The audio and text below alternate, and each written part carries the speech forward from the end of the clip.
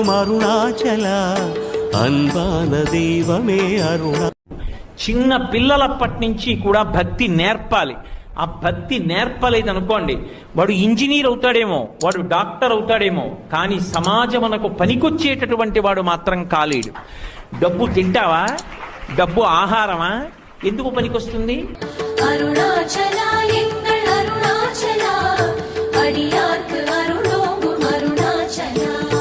அண்ணாமலை வாழும் அருணாச்சல அன்பான தெய்வமே அருணா.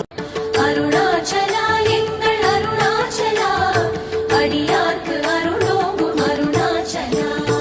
அண்ணாமலை வாழும் அருணாச்சல அன்பான தெய்வமே அருணா.